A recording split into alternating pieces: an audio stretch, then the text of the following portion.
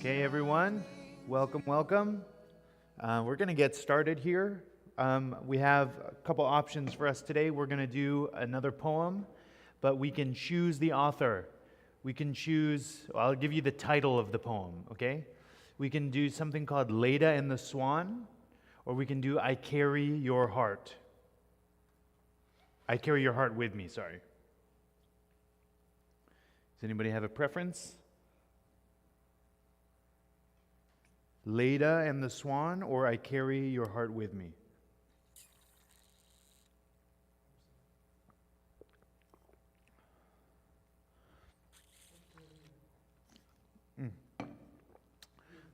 Okay. Yeah. You looked it up already? Okay. So you can look up the text. I would read it, but I prefer E.E. Cummings to read it, but I would have him read it if he could. But so I'll read it for us.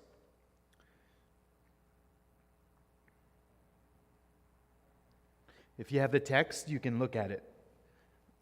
Follow along. I carry your heart with me. I carry it in my heart. I'm never without it. Anywhere I go, my dear, and whatever is done by only me is your doing, my darling. I fear no fate, for you are my fate, my sweet. I want no world, for beautiful you are my world, my true, and it's you are whatever a moon has always meant, and whatever a sun will always sing is you. Here is the deepest secret nobody knows. Here is the root of the root and the bud of the bud, and the sky of a tree called life, which grows higher than soul can hope or mind can hide.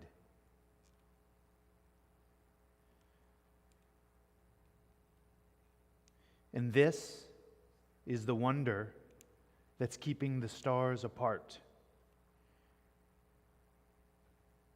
I carry your heart. I carry it in my heart. Of all the many highly experimental poems by E.E. Cummings, if you've ever looked up an E.E. Cummings poem, there's many, many experimental poems, meaning he's playing with shape. He'll write the poem in the shape of a diamond.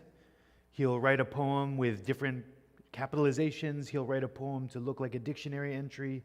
Of all of the many highly experimental poems by E.E. Cummings, this poem, I carry your heart, I carry your heart with me, I carry it in, is among the most straightforward of E.E. Cummings' poems and most approachable. I carry your heart with me, I carry it in my heart. I am never without it. So even when I read it, it's quite lengthy, right? It's a quite flowy poem. But I'm going to play you a little bit of him reading. Okay? I'm going to play a little bit of his audio. Wall, the burning roof, and Where is that? This one.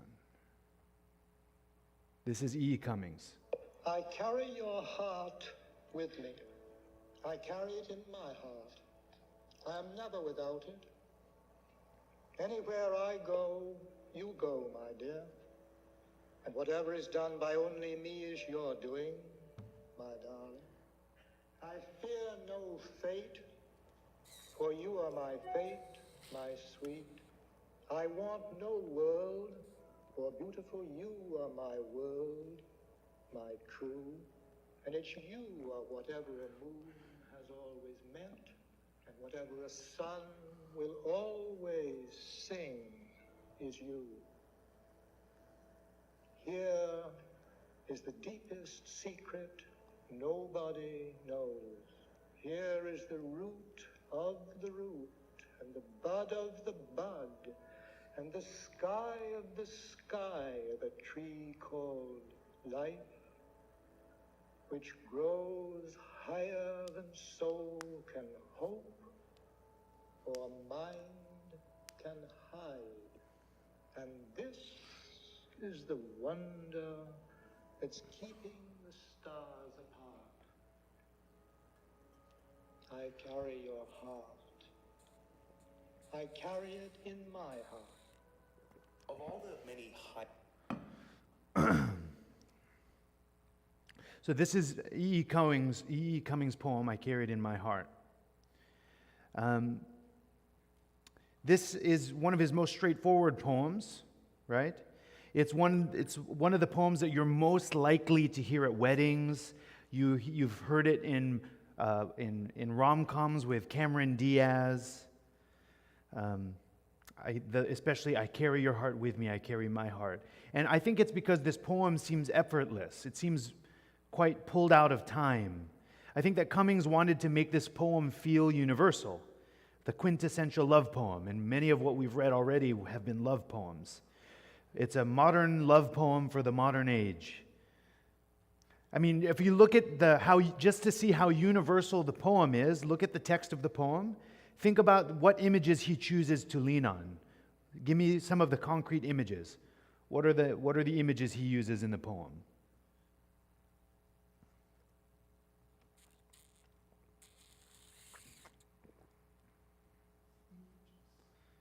Well, there's heart, right? That's a pretty universal poem. Moon, stars, sun, tree.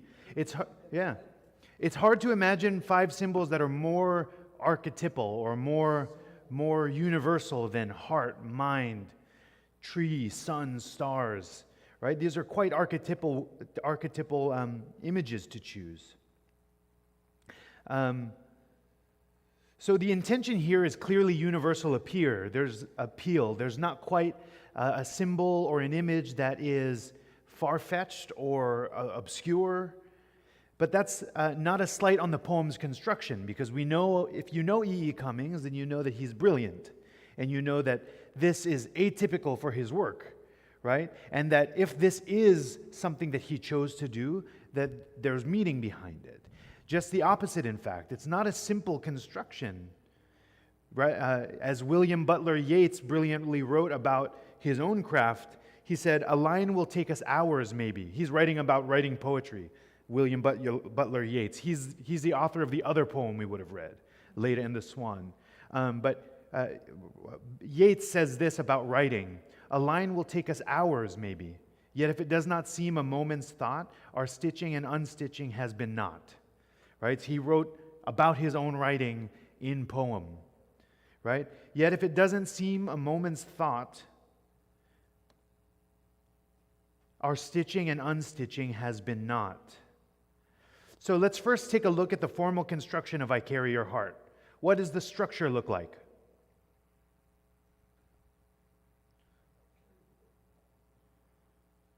First thing to notice is that the poem is split into 2 overlapping parts. What are the 2 overlapping parts? Everything that's outside the parentheses and everything that's inside the parentheses, right? So he's writing a poem within a poem. So without the parentheses, I carry your heart with me, I am never without it. I fear no fate, I want no world, and it's you. Whatever a moon has always meant and whatever a sun will always sing is you. Here is the deepest secret nobody knows, and this is the wonder that's keeping the stars apart. I carry your heart. That's the poem without outside of the parentheses. And then everything inside the parentheses. I carry it in my heart. Anywhere I go, you go, my dear, and whatever is done by only me is your doing, my darling, for you are my fate, my sweet, for beautiful you are my world, my true. Here is the root of the root and the bud of the bud and the sky of the sky of a tree called life, which grows higher than a soul can hope or a mind can hide. I carry it in my heart. Right? This follows the theme of the first line, the theme of the narrator's lover, being contained within his own heart. I carry your heart with me. And then vice versa, I carry it in my heart. Right? There's an overlapping theme of being contained within his own heart, and vice versa. This reciprocal relationship is hammered home in the first stanza with, anywhere I go, you go. Whatever is done by only me is your doing. Every statement in this poem is followed by a parenthetical statement of what? And frequently, key words used outside of them are found inside as well, right? Inside, outside of the parentheses, heart. Inside the parentheses, heart, right? This is a formal observation, linking the two parts and the two people, the one whose heart is being carried and the one who carries it in their heart, right? Parentheses are the perfect punctuation to use. He's using them almost like periods or commas. It's a perfect punctuation to use because visually they actually represent the image. If you look at represent the image of containment, right? The thing is being contained, and parentheses helps us to see this. A scholar of Cummings has observed and finds several poetic functions from the parentheses in this poem alone. First, usage. Throughout his work, throughout E.E. Cummings' work, the parentheses is used to convey intimacy or protection or to give a direct address to the subject, almost as an aside.